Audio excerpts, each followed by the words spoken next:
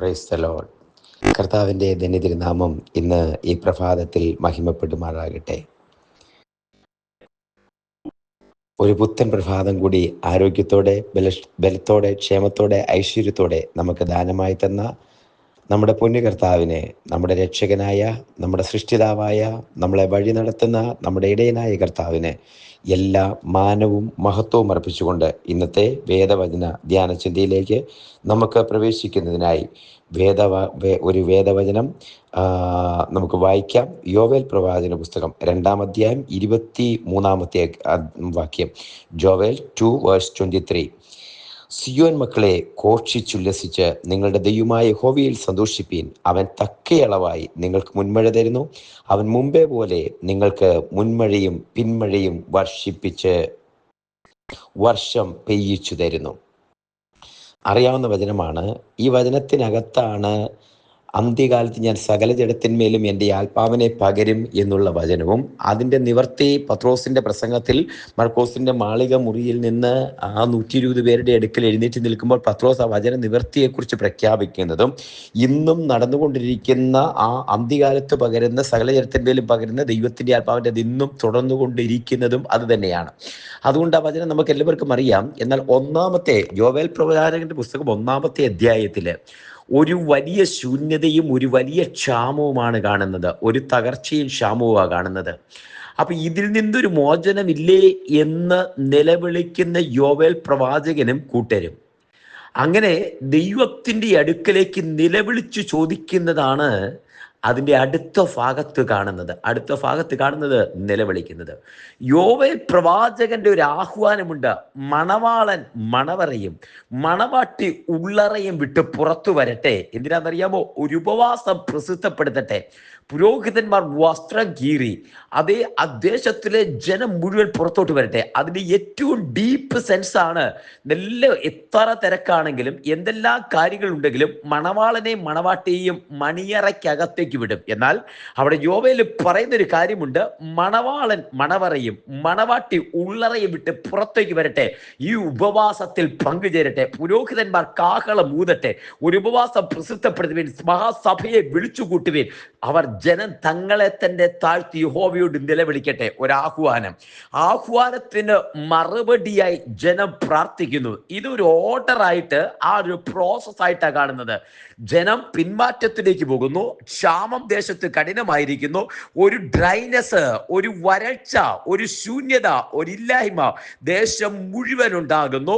അങ്ങനെ ദേശം മുഴുവൻ ക്ഷാമമായി കൊടുമ്പിരി കൊള്ളുമ്പോൾ യോവേൽ പ്രവാചകനിലൂടെ ഒരു ഉപവാസത്തിന്, ഒരു ആത്മതപനത്തിന്, തങ്ങളെ തന്നെ താഴ്ത്തി ദൈവസന്നിധിയിലേക്ക് ഒരു മടങ്ങി വരവിന്, come back to the Lord, ദൈവത്തിലേക്ക് മടങ്ങി വരൂ എന്നുള്ളൊരു ആഹ്വാനം അതേ യോവേൽ പ്രവാചകനിലൂടെ ഉണ്ടാകുന്നു.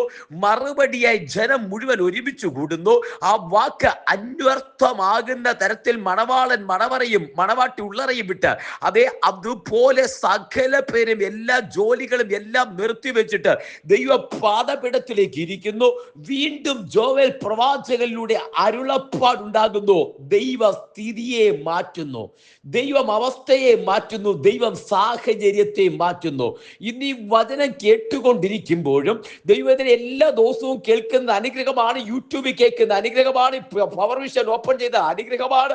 കേൾക്കുന്ന എല്ലാ ചാനലുകളും അനുഗ്രഹമാണ്. പക്ഷെ അനുഗ്രഹത്തിന്റെ പിൻപിൽ ദൈവത്തിന്റെ പദ്ധതി നിന്റെ ജീവിതത്തിൽ നിവർത്തിയാകുന്നതിന് മുൻപിൽ 2 വസ്തുതകൾ. ഒന്ന്, തങ്ങളെ തന്നെ താഴ്ത്തി. നിലവിൽ അത് സംഭവിച്ചു. യെസ്രായുടെ കാലത്ത് ജനം ഒരുമിച്ച് തങ്ങളെ തന്നെ താഴ്ത്തി. നെഹമ്യാ പ്രാർത്ഥിച്ചു, ജനം തങ്ങളെ തന്നെ താഴ്ത്തി. ഒന്ന്, തങ്ങളെ തന്നെ താഴ്ത്തി. ഹിസ്കിയ രാജാവ് മരിച്ചു പോകുമെന്ന് പറഞ്ഞപ്പോൾ അവൻ തന്നെത്താൻ താഴ്ത്തി. ഏറ്റവും ദുഷ്ടനെന്ന് പറയുന്ന ആഹാബ് രാജാവ് തന്നെത്താൻ താഴ്ത്തി. അവിടെ ദൈവത്തിന്റെ പ്രസാദമുണ്ടായി. ദൈവം കരുണ കാണിച്ചു. ഒന്ന്, തങ്ങളെ തന്നെ താഴ്ത്തി. 2, ഒരു ഉപവാസം പ്രസിദ്ധപ്പെടുത്തി. അതിനർത്ഥമുണ്ട് ദൈവത്തോട് കൂടെ വസിക്കുക, ദൈവത്തിലേക്ക് മടങ്ങി വരിക, ഭക്ഷണം വെടിഞ്ഞിരിക്കുക. എങ്ങനെയായാലും ഹൃദയം നുറുക്കത്തോടെ വസ്ത്രങ്ങളെ, ഹൃദയങ്ങളെ തന്നെ കീറിയിരിക്കുക. എങ്ങനെയായാലും രണ്ട് വസ്തുതകളുണ്ടോ. ഒന്ന്, തങ്ങളെ തന്നെ താഴ്ത്തി. രണ്ട്, ദൈവസന്നിധിയിൽ ദൈവപാദപീഠത്തിലേക്ക് ഒരു മടങ്ങി വരവ്, ഒരു തിരിച്ചുവരവ്, ഒരു ടേൺ ബാക്ക്, ഒരു കംബാക്ക്, തിരിച്ചൊരു വരവ് ദൈവപാദപീഠത്തിലേക്ക്. അത് ഉപവാസത്തോടെ, പ്രാർത്ഥനയോടെ, ഹൃദയനുറുക്കത്തോടെ, ഹൃദയത്തിന്റെ വേദനയോടെ, ആത്മഭാരത്തോടെ ദൈവസന്നിധിയിലേക്ക് ഒരു മടങ്ങി വരവ്. പ്രിയരെ, ഈ വചനം കേൾക്കുമ്പോൾ തങ്ങളെ തന്നെ താഴ്ത്തുകയും ഒരു മടങ്ങി വരവിനും ആഹ്വാനം ചെയ്ത് മടങ്ങി വരവിലേക്ക് വന്നിട്ടുള്ള ഒരുവനെ ദൈവം തള്ളിക്കളഞ്ഞിട്ടില്ല. ഹല്ലേലൂയ. അത് എത്ര ദുഷ്ടനായ രാജാവായിരുന്നാലും, എത്ര നീചനായിരുന്നാലും, ഒറ്റപ്പെട്ടവരായിരുന്നാലും, വിധവയായാലും, അനാഥനായാലും ദൈവം തള്ളിക്കളഞ്ഞിട്ടില്ല. ഈ വചന ഹൃദയത്തിനകത്തൊന്ന് പതിക്കട്ടെ. തകർന്നു നുറുങ്ങിയിരിക്കുന്ന ഹൃദയത്തെ ആദരിക്കുന്ന ദൈവം തകർച്ചയ്ക്കകത്ത് ആദരിക്കും. ബലവാനും ബലഹീനനും തമ്മിൽ കാര്യമുണ്ടായാൽ ബലഹീനന്റെ കൂടെ നിൽക്കും. ദൈവത്തെ അന്വേഷിക്കുന്ന ബുദ്ധിമാന്മാരുണ്ടോ എന്ന് കാണാൻ ദൈവം അവന്റെ കണ്ണ് ഭൂമിയിലേക്ക് ഊടാടി സഞ്ചരിക്കുന്നു. തങ്ങൾ ഏകാഗ്ര ചിത്തന്മാരായി ഇരിക്കുന്നവർക്ക് വേണ്ടി തന്നെത്താൻ ബലവാനെന്ന് കാണിക്കേണ്ടത് ദൈവത്തിന്റെ കണ്ണ് ഭൂമിയിലൊക്കെയും ഊടാടി സഞ്ചരിക്കുന്നു. ഈ വചനങ്ങൾ ഹൃദയത്തിൽ ഒന്ന് പതിയട്ടെ. ആരൊക്കെ തങ്ങളെ തന്നെ താഴ്ത്തി ദൈവസന്നിധിയിലിരുന്നു, അത് വ്യക്തിയാകട്ടെ, കുടുംബമാകട്ടെ, സഭയാകട്ടെ, ആരൊക്കെ താഴ്ത്തിയോ അവരുടെ അടുക്കലേക്ക് ദൈവം ഇറങ്ങി വന്നു. ആരൊക്കെ ദൈവസന്നിധിയിലേക്ക് ഒരു മടങ്ങി വരവും നിലവിളിയോടും പശ്ചാത്താപത്തോടും ഹൃദയനുറുക്കത്തോടും വന്നോ അവരെ ദൈവം കൈവിട്ടിട്ടില്ല. പക്ഷെ ആ എത്ര ചെറിയ തെറ്റായിരുന്നാൽ പോലും ഹൃദയം കഠിനമാക്കി ദൈവത്തോട് മറുതലിച്ചവരെ ദൈവം വിട്ടുകളഞ്ഞു. ശൗലിന് ചെയ്ത തെറ്റിനെ കുറിച്ച് ഒരു പശ്ചാത്താപമില്ല. ശൗൽ രാജാവിന്റെ ആ രാജ്യത്വം 2 വർഷത്തിന് ശേഷം അവസാനിച്ചു പോയി. അനന്യാസും സഫീറ എന്ന് പറയുന്ന ആദിമ സഭയിലെ വിശ്വാസികൾ വന്നിട്ട് ഒരു കുലുക്കവുമില്ലാതെ പൗലോസിന്റെ നേരെ നിന്നിട്ട് പറഞ്ഞു, ഇത്രയ്ക്ക് തന്നെ പരിശുദ്ധാത്മാവിന്റെ നേരെ ദൂഷണം പറയുന്നു. നിലവിളിക്കാൻ ഒരു അവസരം കിട്ടാതെ, അതേ മടങ്ങു വരാൻ ഒരു അവസരം വീണ്ടും കിട്ടാതെ ആ കാൽക്കൽ വീണ് മരണമടഞ്ഞു, ജീവശവങ്ങളായി മാറി.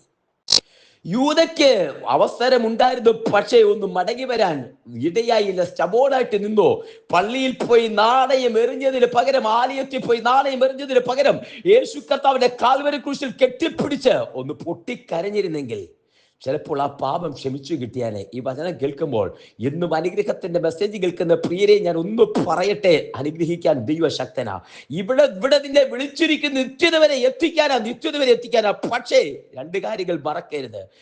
തന്നെ താഴ്ത്തി, അത് വ്യക്തികൾ താഴ്ത്തി. ഹിസ്കിയ രാജാവ് താഴ്ത്തി, അവന്റെ ആയുസ്സിനോട് 15 വർഷം കൂട്ടി. നിലവെ പട്ടണം മുഴുവൻ തങ്ങളെ തന്നെ താഴ്ത്തി സമർപ്പിച്ചു. വരുത്തുമെന്ന് പറഞ്ഞ അനർത്ഥം വരുത്തിയതുമില്ല. ദൈവത്തിന് മഹാ മനസ്സലിവ് ആ ദേശത്തോടുണ്ടായി. ഹല്ലേലൂയ. ഈ യെഹെസ്കേൽ പ്രവാചകന്റെ കാലത്ത് ജനം തങ്ങളെ തന്നെ താഴ്ത്തി. അതാണ് നമ്മൾ വായിച്ചത്.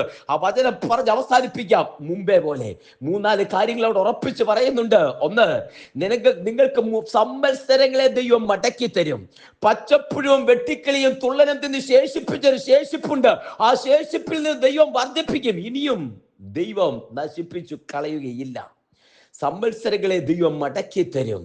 നിന്റെ ചക്ക് അത് നിറഞ്ഞിരിക്കും. മുന്തിരി ഇനിയും ഫലം തരും. നിന്റെ തോട്ടങ്ങൾ അതിനിയും വിളവ് തരും. നിന്റെ കാടുകളുടെ പേരും പിറപ്പും അനുഗ്രഹിക്കപ്പെടും. അതിലെഴുതിയൊരു വാക്കാണ്, മുൻമഴയും പിന്മഴയും അടച്ചു ദേശത്തെ ക്ഷാമത്തോടാക്കിയ ദൈവം മുൻമഴയും പിന്മഴയും വീണ്ടും നിനക്ക് വേണ്ടി അയച്ചു തരും. ഇത് ദൈവത്തിന്റെ വാഗ്ദത്തമാ. വായിച്ച വചനം പറഞ്ഞ് നമുക്ക് ഒരുമിച്ച് പ്രാർത്ഥിക്കാം.